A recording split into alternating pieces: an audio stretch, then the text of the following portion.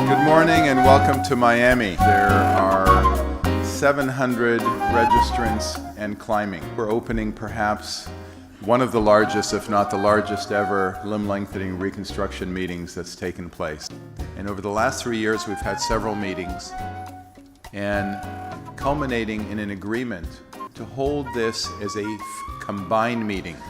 The leadership of that has been working with me on this meeting, starting with Rob Rosbrook, Sanjeev Sabharwal, and the current president, which is Reggie Hamdi. I can tell you that Reggie Hamdi has put together an unbelievable scientific program. 380 free papers, 60 symposia, 23 invited speakers. That this is an unprecedented scientific exchange that will occur in the next 3 days. Even to start this meeting required a significant amount of dollars. I went to my own foundation. My own foundation is called the Paley Foundation, and its mission actually is medical education and outreach internationally for the treatment of children. Our first speaker is Dr. Svetlana Lazarov. Good morning. Thank you so much for your kind words and inviting me here to share memories of my father.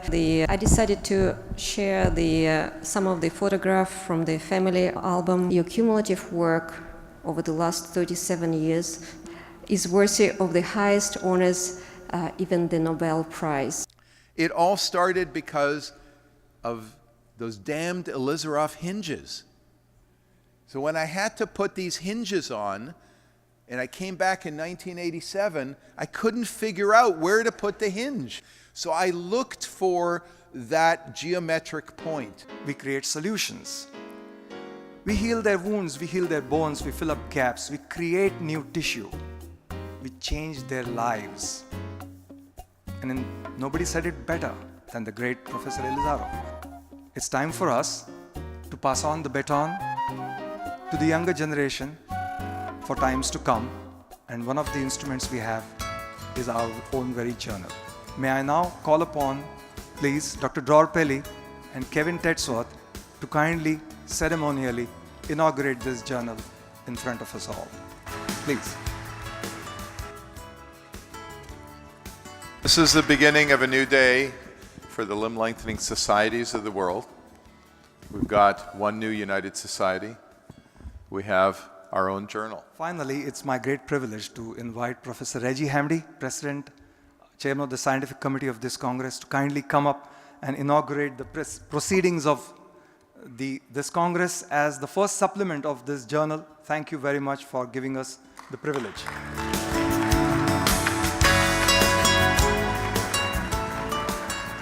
I didn't do anything, Milind. I just sent you the abstracts. You are a really amazing speaker and a very convincing one. Thank you very much. We were amongst the first people to insert a tibial and femoral lengthening nails in North America. And we welcome him to the stage and would love to learn something from him this morning. So let's back to 30 years ago.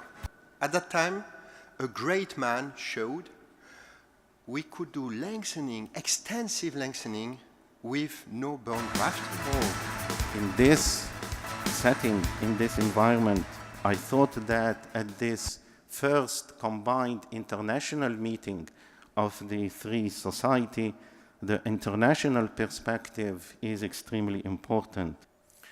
The birth rate in Egypt is 2.4 to 2.6 million births per year. The statistics, 2013. An average consanguinity rate, more than 30%. There is no shortage of amputees in this world.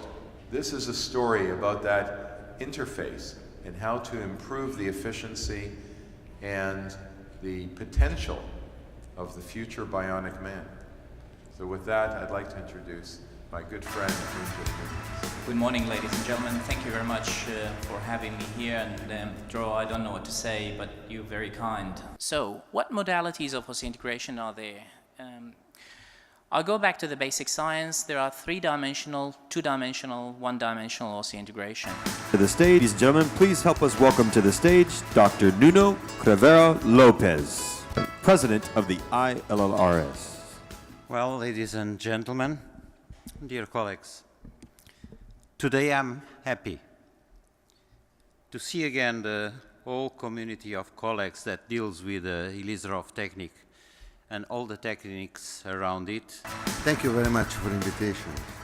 And the bone infected is really a dead bone. At this point, Spence Reed will come forward and announce the winners of the various awards for the meeting. So. Well, it's a real honor to be up here at this astonishing meeting and be able to give out the awards. It's also rather humbling based on the both the quantity and the quality of the presentations that have happened. So the significance of this is that we may be able to use BMP2 to ossify regions that are delayed. The point is lots of ways to quantify things.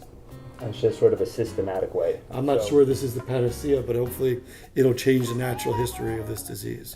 Pretty pleased with my correction. I wanted an MPT of close to 90-91, and that's what I got. Late onset Blount's is defined as Blount disease after age 4 years.